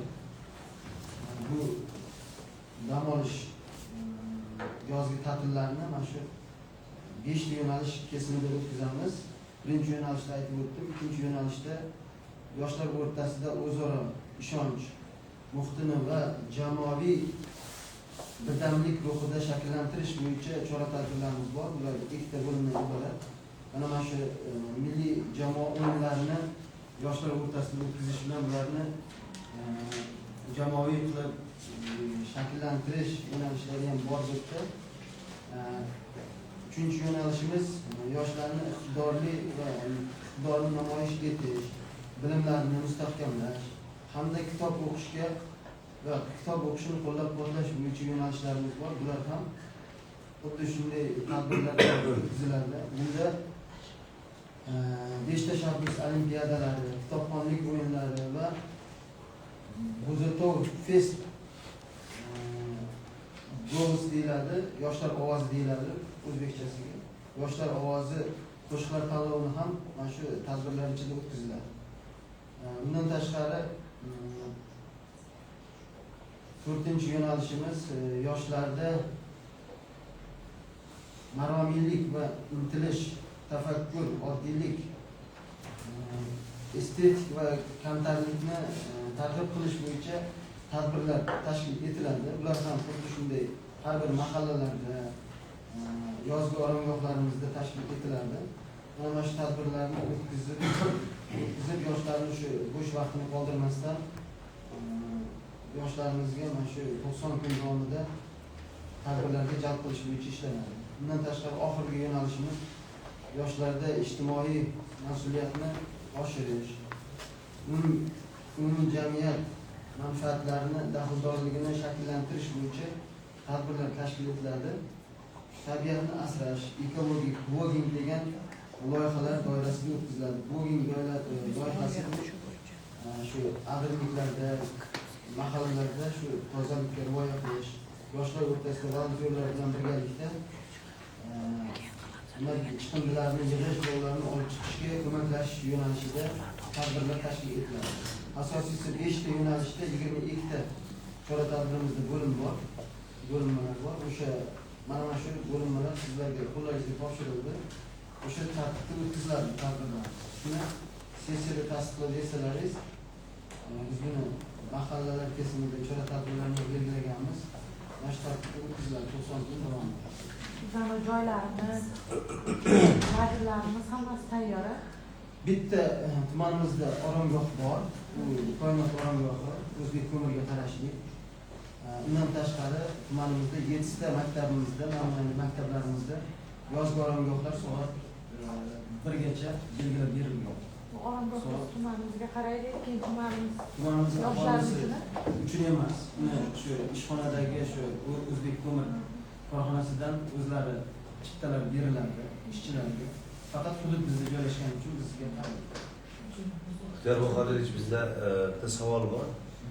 Bu 90 kunlik dolzarb kun deb e'lon qilyapmiz. 22 ta chora-tadbirlar belgilandi. 5 ta yo'nalish. 5 ta yo'nalishmi? Da, 5 ta yo'nalish. Shuni qachondan boshlanadi shu? 10-chisidan boshlanadi. Boshlangan, mana 10-dan boshlandilar. Bugun 2-chi. Boshlandi. Necha mingta yoshlar safarbar qilinadi shu yerga? Bunga hozirgi kunda Ohangaron tumanida 7 ta maktabimiz belgilangan. Buni maktabimiz belgilash tartiblari respublikadan belgilab beriladi. Ular o'yingoh bo'lishi kerak, ularga sarflangan bo'lishi kerak. Tushundim. Joylar to'g'risida keyin gaplashamiz. Necha mingta yoshlar safarbar qilinadi shunga? Yuboriladi, yo'naltiriladi. O'sha mahallasi 7 tagina mahalladan beriladi. Qolganlari to'garaklarga jalb qilinadi, mahallalarda o'tkaziladi. Necha mingta yoshlarni qamraydi? Masalan, bitta maktabda 50 ta o'quvchi Bunaqada hozir aytishimiz bo'yicha bitta maktabda masalan yozgi oromgohlarga bitta maktabimizdan xohlasa 50 ta, xohlasa 100 ta chekladi. Uni cheklab bo'lmaydi. Qanchadan qamrab olish. Bu faoliyat yuritadi shu yerda. Faoliyat yuritadi. Yozgi oromgohlarga yuborish, nechta joyga yuboriladi? Tumanimizdan oromgohlarimiz. Mana hozir mana bu koinot dedingiz, O'zbek ko'mirida tasarrufida. Ohangaron tumanidan jo'natilmaydi. U O'zbek ko'mir o'zini bag'riga qayerdan oladi? O'zbek ko'mirda ishlaydigan ishchilari Farzandlar. Ana endi biz maktablarda 7 ta maktablarda tayyorlayapmiz. Shu joylarda tayyormi joylar? Hammasi tayyor. Mana hozir borsangiz, programma minimum bor, programma maksimum bor-da. Talablar bor, talablar. Shu talablarni bir necha bor borib tekshirilganda o'zi. Tekshirilgan. Shu yerda qaysi birlarda oxirgi xulosasi, komissiyaning xulosasida qaysi bir joylar tayyor emas yoki kamchiligi ko'p deb e'tirof etilyapti. Kamchiligi Kimga e'tirozingiz bor? Qaysi tashkilotga e'tirozingiz bor? Mahallaga yoki yo'q, bitta e'tirozim yo'q. Hurmatli rais. Siz shaxsan borgansiz har biriga. Hammasini ko'rib, uni mosligiga qarab olganmiz. Hamma maktabdan berilmagan. Negaki sanab bering, nechinchi maktab, nechta maktab? 7 ta sanab bering. Qaysi maktab? 7 ta maktabimizda qaysi maktab? Bak deputatlar eshitib turinglar. Kimning hududida to'g'ri keladi hududiga? 33-maktabimiz bor, 40-maktabimiz bor. Bu ichida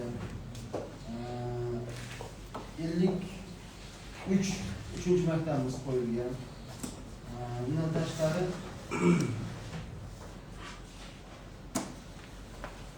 18-maktabimiz qo'yilgan. 18-maktabimiz qo'yilgan va 7-maktabimiz qo'yilgan.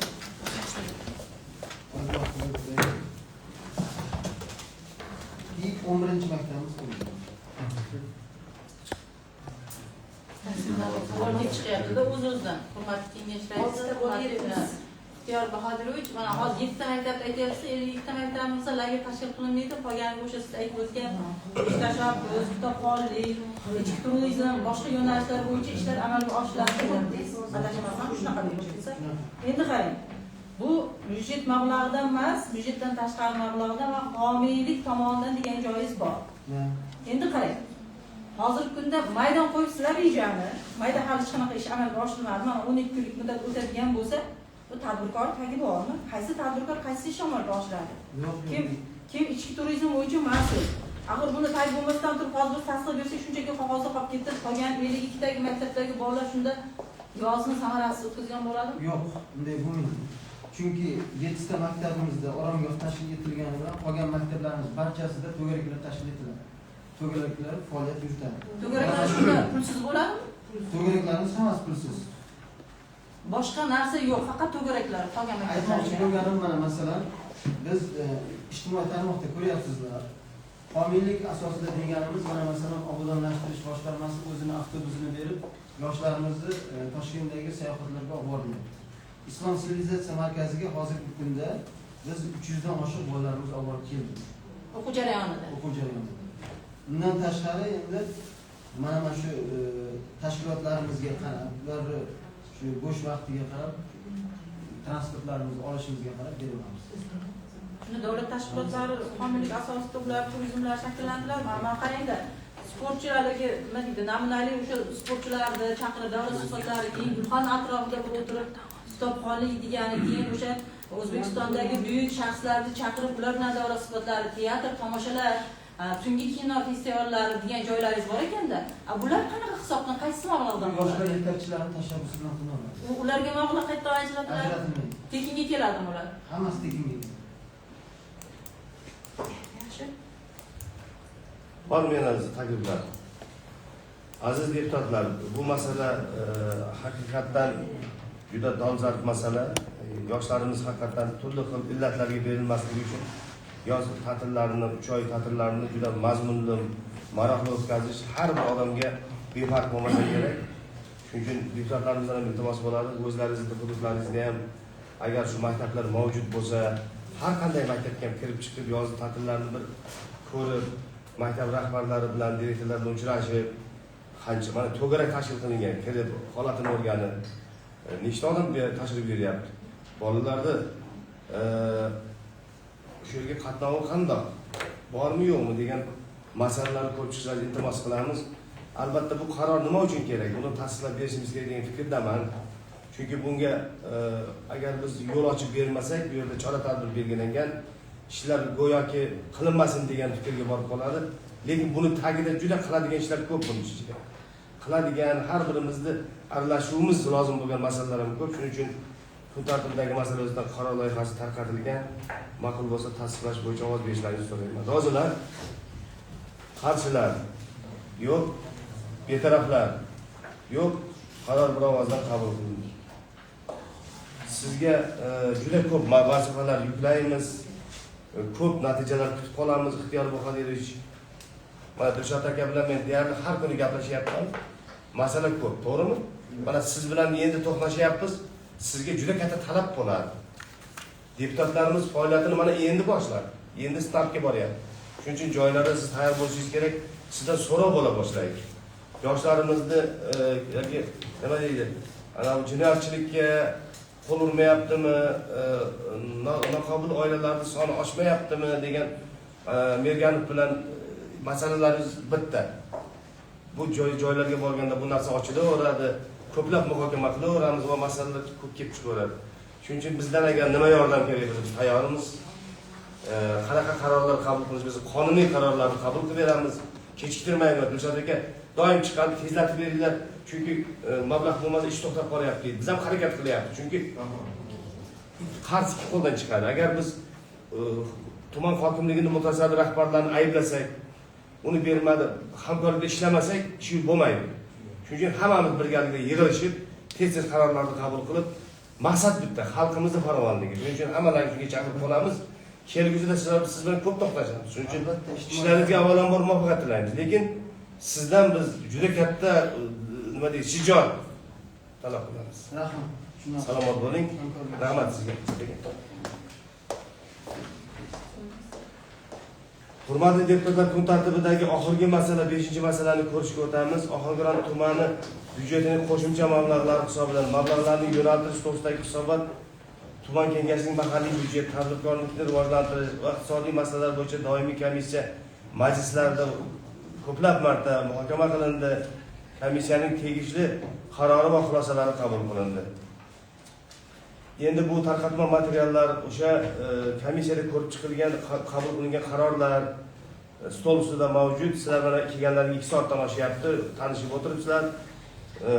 Masala yuzasidan so'z Ohangaron tuman iqtisodiyot va moliya bo'lim Dilshod aka sizga beramiz. Hokim Ohangaron tuman hokimining birinchi o'rinbosari Dilshod akaga beramiz. Marhamat.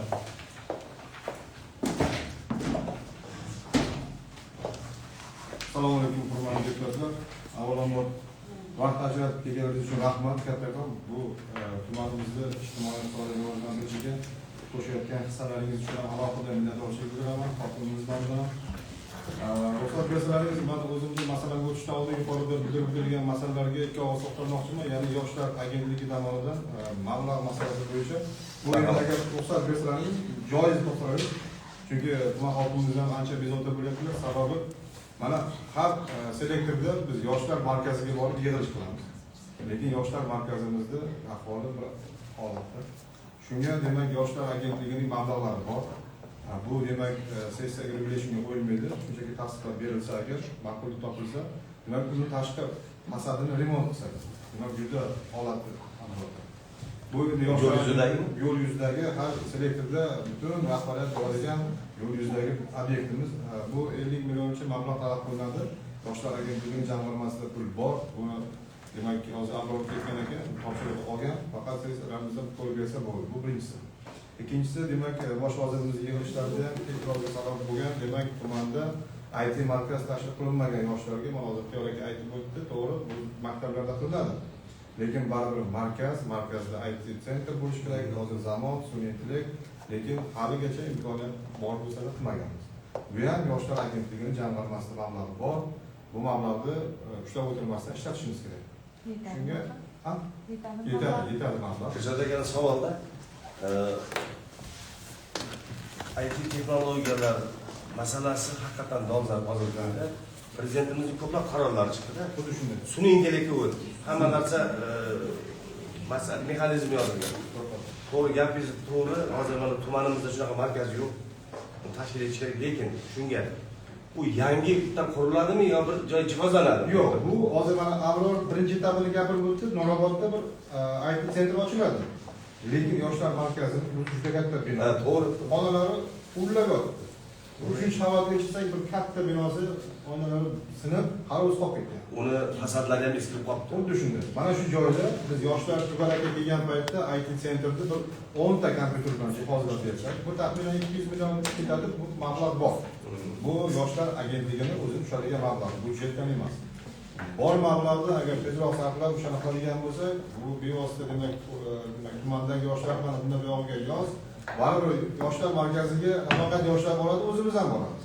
Tashqi fasadini remont qilsak, bir odamga yoqimli bo'ladi. Qolaversa, mehmon kelgan paytda ham noqulay bo'ladi. Bo'lmasligi uchun. Ikkinchisi mana aytgan gapingizga tasdiq, bundan 3 oyning to'ray oldin viloyat hokimi keldi. Sarmo'londan keldi. Keyin Po'lat Bobojon keldi. To'g'rimi? Shunday. Shu yerda pastda muloqot qildik. Shu yerda hali ham namosham paytida, qorong'i paytida keldiki, fasad ko'rinmadi. Keyin sessiyamiz 12:30da tugadi, eslashingiz. Ketdi mashinaga o'tirib. Agar shuni kunduzi kelganda e'tiroz bo'lardi. Juda qattiq e'tiroz bo'ladi. Bu bizga baho beradi, gapirmasa ham. Shuning uchun mana ko'p deputatlarimiz bor, yoshlar markazida o'tgan aytgan payt ko'z tushadi. Men agar taklif berardim, ma'qullab bersalaringiz, buni ham agar qo'ysak, yoshlarning o'zini agentligi mablag' hisoblanadi. Bu demak IT markaz bo'yicha edi. Reglament tashqaridagi masala shu. Ana endi kun tartibidagi masala bo'yicha hurmatli rais, hurmatli deputatlarimiz, bizda birinchi oylik yakuni bilan orttirib bajarilgan mablag'imiz bo'lmadi. Demak, men bosh mana kompleksimizda kamchiligi ishlamaganimiz. Hozir mana ikkinchi oylikda tuman hokimimiz qattiq shart qo'ygan, demak, mablag'ni o'zimizga belgilab olganmiz. Men bosh iqtisodiy kompleks, sog'liq birinchi o'rinda javob beradi. Mana moliya bo'yicha o'rinbosarlari hammasi javob beradi. Shuning uchun biz hozir rejalashtirganimiz bizda ikkinchi oylik yakuni bilan yaxshi niyat bilan orttirib bajarilgan qismini ko'proq rejalashtirib olamiz. Faqat hozirgi kunda pul bo'lmagani uchun hamma sessiyani kecha siz bilan kechqurun gaplashdik.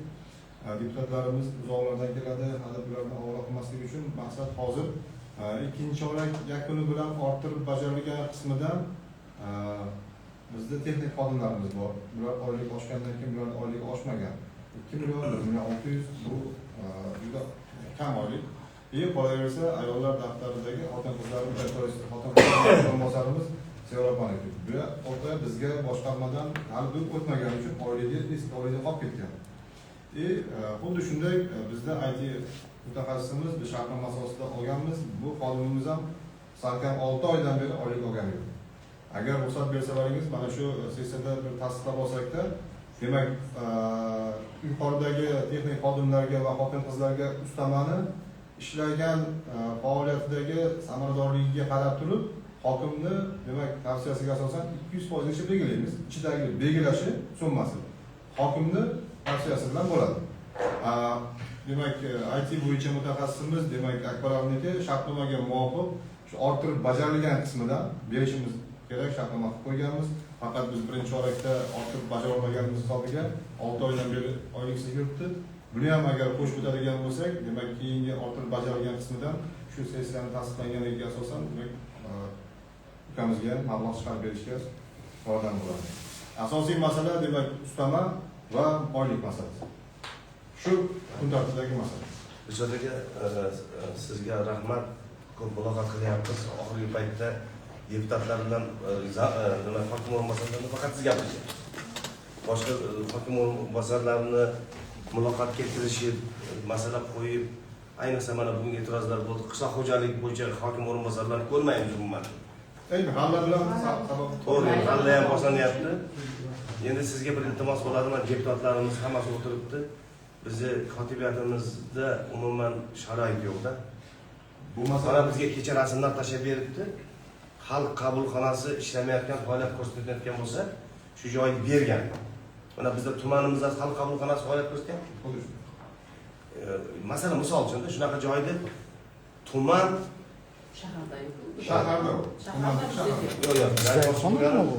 Shu yerga katta tablichka osganda xalq deputatlari Ohangaron tuman kengashi deb katta qilib osib qo'yib kirishgan. Mana shunday qilinglar deyapti. Bizda osadigan joyimiz o'zi yo'q-da. Chunki xatiyaba bizga bitta mana shu artistik belgisiz bilan gaplashib qo'ydim. Biz mana shu yerga bitta kadr ustiga kengash yozib qo'yamiz. hurmatli kengash. Nima masalangiz bo'lsa biz ko'ramiz, o'tiramiz, ishlashga. Men ishlaydigan xonam yo'q. O'sha boshida aytgan bildirgan e'tirozlaringizni men hokimga yetkazdim. Hokim aytdi, nima sharoit bo'lsa qilib ber dedi. Faqat bu zaxiradan chiqayotgani uchun sessiyaga qo'yilmaydi. Bu ma'lum. Hozir men quruvchidan tashqari bo'ldim, men chiqib keldim. Quruvchi bilan gaplashdik. Demak, bu hokimning o'zining zaxirasidan to'g'ridan to'g'ri chiqariladi. Bu tayyor turibdi. Demak, buni puli mana keyin haq o'zi chiqadi. Boyagi e'tirozlaringiz masalasi bo'yicha bitgandan keyin taklif anaqangizga qo'yamiz taklifingizga. Qaysi ma'qul bo'lsa, shu yo'nalish bo'yicha o'sha boshidagi taklif. Agar yo'qda yo yo'qda. Shunaqa qilaylik. Siz nima desangiz tushunasiz. Shunaqa qilaylik. Biz nima masalasi bo'yicha yechib beramiz. Deputatlarimizda nima imkoniyat berish kerak bo'lsa qilib beramiz. Deputatlarimiz ham xohlaymizda kelib maza qilib, sharoitlar yaratilgan joyda o'tirib bemalol. O'sha taklifingiz boshidagi taklif. Men masalan hozir kelyapman-ku, kiradigan xonam yo'q. Mana bular xonasiga kirsam, birovni stuli, chunki har do'rga bitta stul qo'yib o'tirsa kerak. Boshidagi taklif. Rahmat sizga. Yana bitta taklif iltimos bo'lardi. Agar bu masala bo'yicha agar ado bo'lsak, kim iltimos bo'lardi. Hozir 300 million pulni qo'yishsa, buni tagida kimlarga shuncha so'm? Yo'q, 300 million pulni men hozir pul o'qimadim. Chunki mayda qo'yilganda shuncha savol tug'ilyapti mana. Menimcha hammada shunaqa hozir e'tiroz bo'ladi. 300 millionni tagi kimlarga bu? Bu 300 million yo'q. Hokim 300 o'rinbosariga degan masala bo'lyapti. Hozir men hozir agar 6 oylik hisoblab ko'radigan bo'lsam, bu 50 million degan narsaga to'g'rilib qolaman hozir. Bitta agar aytib o'tdingiz, faqat xotin-qizlarni aytib o'tdingiz. Yo'q, bu yerda men aytib o'tdim texnik xodimlarga dedim. Tagi qani? Kimga? Aynan kimlarga? Mana shu masala bo'yicha men 500 million o'qimadim. Texnik xodimlar va xotin-qizlar bu yerda hokimni demak anaqasiga demak ko'rsatmasiga asosan 200% gacha kimgadir 50%, kimgadir 100%. Shuning uchun men summani aytmadim, sababi mana shakllantirilgan mablag'im yo'q. Summani qo'ymaymiz.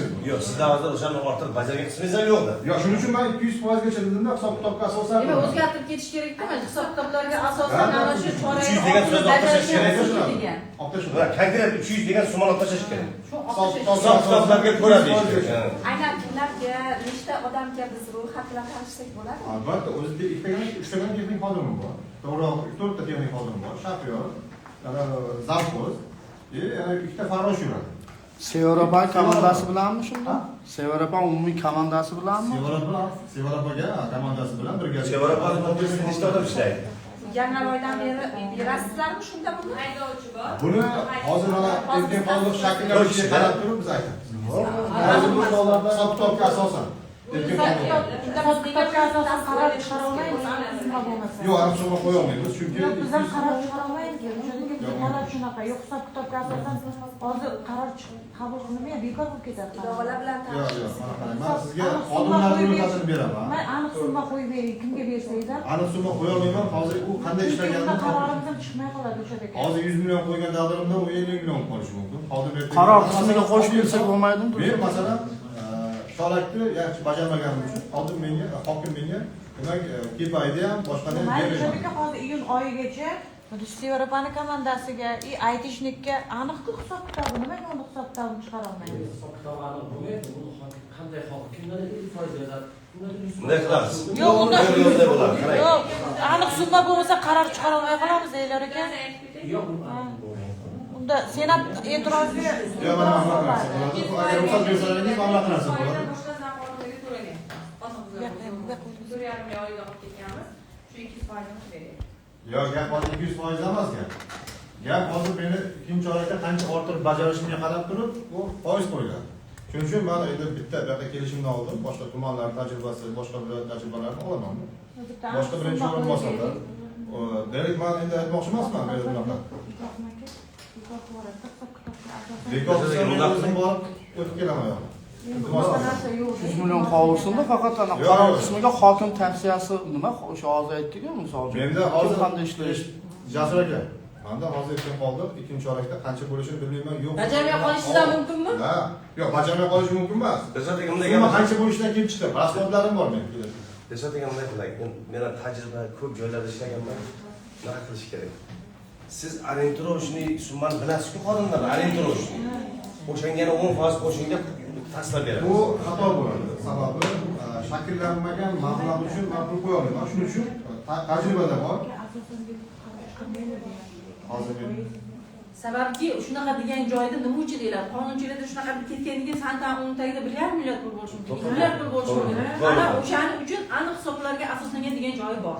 Oldin anaqa edi, hozir esa qattiq nazorat bo'lyapti-da. hisob-kitobga asosan biz 200% ga taklif beramiz. Qarang, savol sizga. Masalan, orttirib bajarilgan qismingiz aytaylik, juda ko'p bajariladi. 10 milliard bo'lsin. Ha, siz nima qilasiz shunda? Qancha to'laysiz? Qancha to'lashim hokimga bog'liq, xodimning ishlashiga bog'liq. Xodim beradi. Hokim yozib beradi.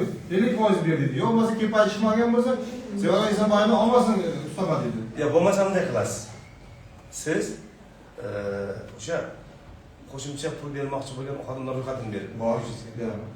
Chunki u nima deydi, nerazmerniy bo'lib ketmaslik. Yo'q, keng bor. Bor, ro'yxati bor. Beraman, taklif qilasiz. Aytaylik 15 kishi, misolchi. 14-15 kishi to'g'rimi? Hozir mana ish so'zlarga qaraganda 14-15 kishi. Yo'q, uncha ko'p emas. Kishiga bormaydi. 10 kishi bormi? Kishiga bormi? Sevara biz sizdan eshitmagan.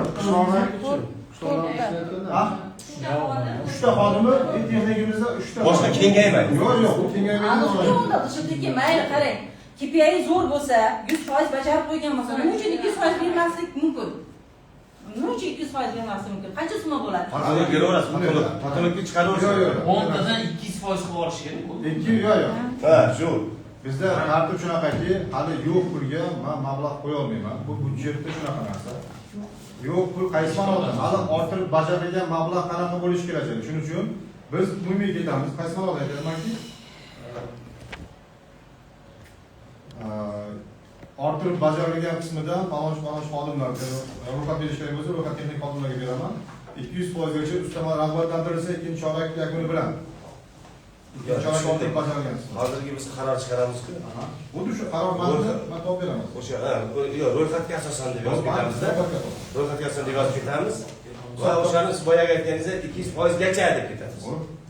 Summa qo'yilmasa chiqarolmaydi, rahmatga. Mayli, qolmasa 300 million orttirgan ortib qolib ketadi. 300 million qolsa bu yigitni ham pulini beraylik. o'sha borchi-mi? Mana hozir men sizlarga aytaman. Beradi, shularni elingiz Hali bitta narsa. U pulni berishimiz aniq. Biz shuni berishga rozimiz. Undan ajralmaydi. Summa nima kerak? Qo'ysa nima qiladi? Bo'ldi, Dilshod aka 300 qoldiramiz. Yo'q, summa yozolmayman. Chunki ortib bajarilgan qismi hali yo'q bo'lgan joyga byudjet kodeksiga Ertaga qaytib ketsa keyin aytmaydi bo'ladi.